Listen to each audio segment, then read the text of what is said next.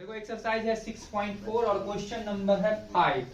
क्या है क्वेश्चन की एक त्रिभुज एबीसी की भुजा AB BC और CA के मध्य बिंदु क्रमशः D E और F है।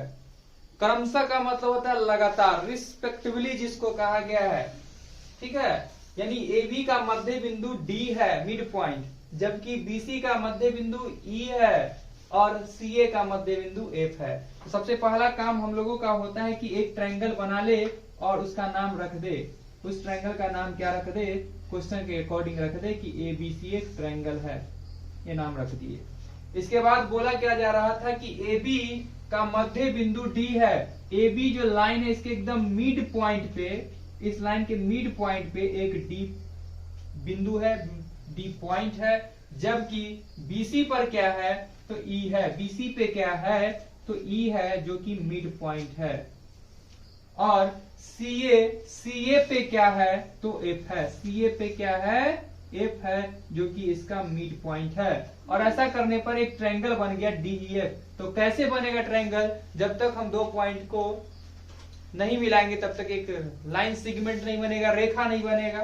तो जब हम इसको इससे मिला दिए तो एक लाइन बन गया। अभी भी ट्रायंगल नहीं बन पाया इस नाम का, और यह नाम का ट्रायंगल बनाने के लिए फिर E को F से ज्वाइन करा दिए और E को F से, D को F से ज्वाइन करा दिए, और इस प्रकार यह एक ट्रायंगल बन चुका है। अब बोला क्या जा रहा है, ये छोटा सा ट्रायंगल जो बना बीच में, वह छोटा सा ट्रायंगल का एरिया और ये बड़ा सा ट्रायंगल जो है ABC, उस ट्रायंगल के एरिया का अनुपात क्या होगा, रेशियो क्या होगा, अनुपात, क्षेत्रफल का अनुपात। जब क्षेत्रफल का चर्चा किया हम लोग के माइंड में स्ट्राइक किया थ्योरम नंबर 6.6। वो 6.6 थ्योरम क्या बोला था कि किसी भी समभुज त्रिभुज के क्षेत्रफल का अनुपात उनकी संगत भुजा के अनुपात का वर्ग होता है। यानी हम वो कॉन्सेप्ट यहाँ पर बहुत आसानी से लगा सकते हैं। तो चलो हम लोग इसका सॉल्यूशन करते हैं, ज्यादा कहानी नहीं लिखते हुए। क्या कहते हैं कि हम लोग ये कहते हैं, क्या देखो यहाँ पर हम देख पा रहे D इसका मिड पॉइंट है और E इसका मिड पॉइंट है। AB का मिड पॉइंट क्या है, यह बात हम लिख देते। AB का मिड पॉइंट यानी कि मध्य बिंदु, AB का मध्य बिंदु क्या है D, तथा BC का मध्य बिंदु E है।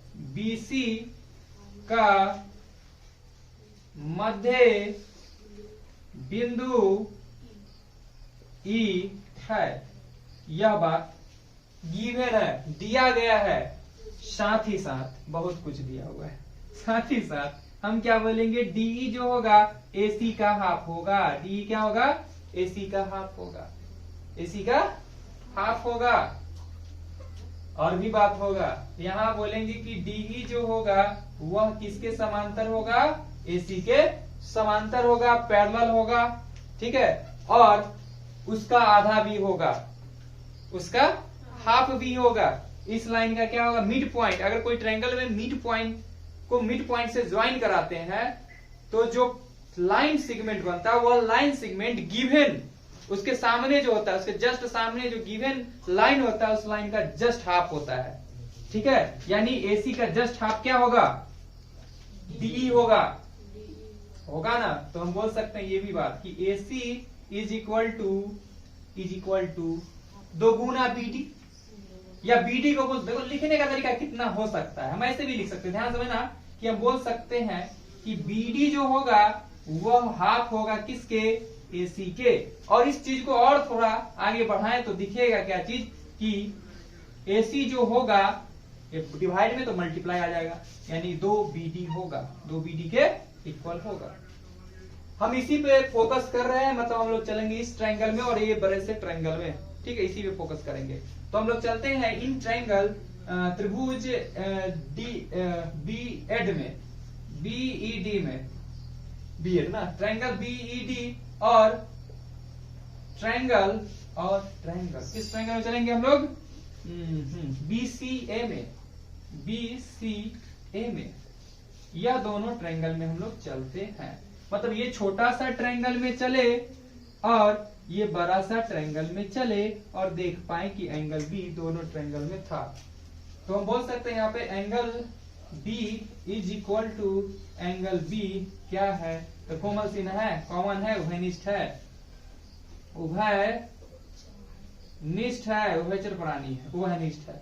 और बात भी देखे कि हम लोग पहले से ही जान चुके थे ये बात कि डीई लाइन जो है इस लाइन के क्या है, पैरेलल है। जब पैरेलल है तो संगत कोण आपस में बराबर होंगे, यानी यह कोण के बराबर संगत कोण, करस्पॉन्डिंग एंगल इक्वल हो जाएंगे। तो बोल सकते हैं हम लोग क्या चीज, इस ट्रायंगल का ई उस ट्रायंगल के सी के इक्वल होगा। यह बात कहां से आया, करस्पॉन्डिंग एंगल से, यानी कि संगत कोण युग्म से यह बात जाने। और बहुत मन करेगा, खुशी मिलेगा तो मिला लेना कि ये एंगल भी ये एंगल के इक्वल होगा। कैसे, देखो थोड़ा सा कॉमन सेंस लगाना, ये लाइन और ये लाइन पास कर रहा है, इसको इंटरसेक्ट कर रहा है, ये भी क्या है, करस्पॉन्डिंग एंगल है, संगत कोण है। तो ये भी बात बोल सकते हैं कि angle D is equal to angle A होगा, एंगल ए होगा। यह भी बात कहां से आया है, तो संगत कोण से ही आया है, संगत कोण से ही यह भी बात आया है। और यहाँ से हम जान चुके हैं कि ट्रिपल ए रूल से दोनों ट्रायंगल क्या हो गया है, सिमिलर हो गया है। तो बोल सकते हैं इसलिए ट्रिपल ए समरूपता कसौटी से, समरूपता कसौटी से क्या हो जाएगा, क्या हो जाएगा, ट्रायंगल अपना बीईडी सिमिलर हो जाएगा। नाम लिखने में सावधानी, एंगल बी का मुंह कैसा, दुनलिया ना, और बी किसके जैसा, इसमें इस फिगर में भी मेंशन कर लो, बी किसके जैसा, तो बी खुद बी के जैसा, क्योंकि कॉमन है तो बी के सामने बी को पटक दिए हम लोग ना रहे। एंगल ई तीर वाला तो सी जैसा, समझ रहे बात। एंगल ए, एंगल डी किसके जैसा, तो एंगल ए के जैसा रख दिए बी सी। ये दोनों ट्रायंगल आपस में सिमिलर हो गया। जब ट्रायंगल सिमिलर हो गया, थ्योरम याद आया, क्या चीज, 6.2। तो हम बोल सकते इसलिए area of triangle BED by area of triangle BCA is equal to, जिसका चर्चा उसी में करेंगे दिमाग खर्चा। तो यहाँ पर देखो, यहाँ पर हम लोग करते हैं क्या चीज, क्या करते हैं, इस ट्रायंगल का बीडी, इस ट्रायंगल का बीडी, तो उस ट्रायंगल का, बड़ा सा ट्रायंगल का कौन लिए है, एसी, एसी लिए हैं, ए बी। एक मिनट यहां पर देख लो एक बार, हम जो लिखे हैं उस चीज को थोड़ा ध्यान से देख लेते हैं। बीडी लिखे हैं, ठीक है, तो बीडी नहीं लिखाया गया, डी ने लिखा था, डी क्या लिखाएगा, डी, डी ये बोले थे हमने बात सही कि ये हाफ होता है इसका, लिख दिए यहाँ पर बीडी, लिखाएगा क्या चीज, डी। समझ में आ रहा बात, नहीं आ रहा समझ, डी। तो यहाँ पर भी हम लिखेंगे, मेंशन करेंगे जिस चीज का चर्चा की उसी का, कि डीई बाई किससे कंपेयर किए थे, एसी से। समझ में आ रहा बात, इसका स्क्वायर, दिक्कत नहीं होना चाहिए। तो area of triangle BED by area of triangle BCA is equal to क्या, इक्वल टू। तो यहाँ पर देखो डीई के जगह पर हाफ ए लिख सकते हैं, या एसी की जगह ये लिख सकते हैं, दोनों में से कोई एक लिख सकते हैं। तो हम ये लिखेंगे, ज्यादा अच्छा होगा। तो डीई एज इट इज रह गया, और एसी के जगह पर क्या रख दिए हम लोग, 2DE, अब इसका चढ़ा दिए स्क्वायर, यानी आ गया डीई स्क्वायर बाई 2 2 जा 4 डीई स्क्वायर, ये से ये कैंसिल, यानी कि 1/4 आ गया, 1 क्या आ गया, 4 आ गया है। तो यहां से देख सकते हैं हम लोग क्या चीज, कि area of triangle BED by area of triangle BCA is equal to 1/4। This implies, cross multiplication कर देते हैं, कुछ तो बात बन जाएगा।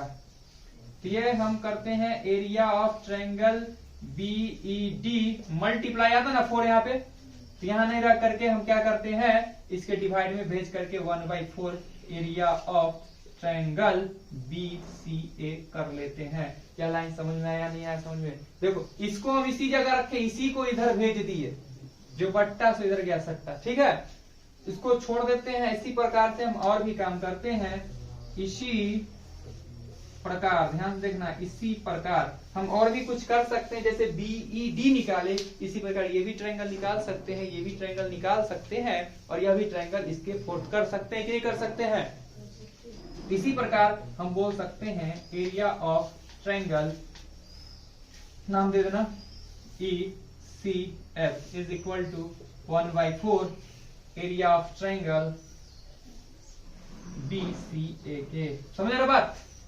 और एरिया ऑफ ट्रायंगल, ऊपर का छठे के नाम है ADF ना, ADF is equal to 1/4 area of triangle BCA।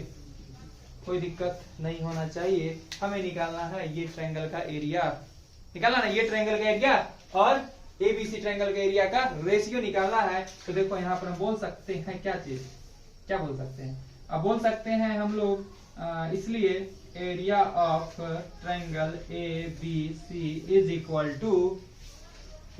To area of triangle ये जिसका नाम BED plus area of triangle